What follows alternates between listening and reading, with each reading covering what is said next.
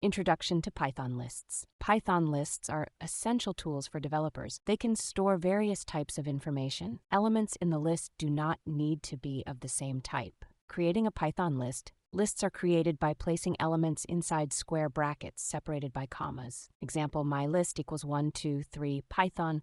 This list contains integers, a string, and a floating point number. Accessing elements in a Python list. Use an index to access list elements. Python uses zero-based indexing. Negative indexing can be used to access elements from the end of the list. Example, print mylist0, output 1, print output 3.14. Modifying a Python list. Python lists are mutable. Change content using the index operator. Example, list equals 2. Adding elements to a Python list. Use the append function to add an element at the end of the list. To insert an element at a specific position, use the insert function. Example, mylist.append new item, mylist.insert one inserted item. Removing elements from a Python list. Use the remove function to remove the first occurrence of a value. The pop function removes the element at a specific position or the last item if the index is not specified. Example, mylist.removelist.pop1. Common pitfalls and tips. Avoid out-of-range errors by ensuring the index is within the range of the list. Do not confuse the list's index with the actual element. List assignments are handled by reference, not by value.